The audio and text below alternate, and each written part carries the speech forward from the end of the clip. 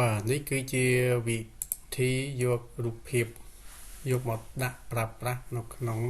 កម្មវិធី Google Doc របស់យើងដំបូងយើងជ្រើសរើសពាក្យ insert បន្ទាប់មកជ្រើសរើសពាក្យ image បន្តមកទៀតយើងអាចជ្រើសរើស upload from the computer បានន័យថាយករូបភាពចេញពី computer ចេញពី website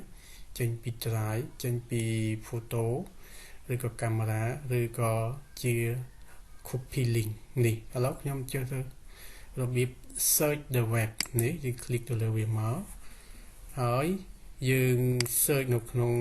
កម្មវិធី Google របស់យើងនេះ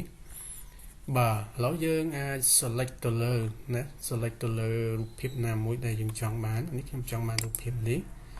បន្តមកទៀតយើងជ្រើសរើសពាក្យ insert បាទវានឹង load ទៅក្នុងកម្មវិធី Google Doc របស់យើងនេះហើយនេះយើងចង់ឲ្យវាអាចផ្លាស់ទីបានគឺយើងចុច behind the text បាទនេះគឺវាអាចផ្លាស់ទីបានហើយនេះយើងបាទផ្លាស់ទីទៅណាទៅក្រោមទៅលើបាទនេះគឺជាវិធីយករូបភាពមកដាក់ប្រើប្រាស់នៅក្នុងកម្មវិធី Google Doc បាទសូមអរគុណសូមជម្រាបលា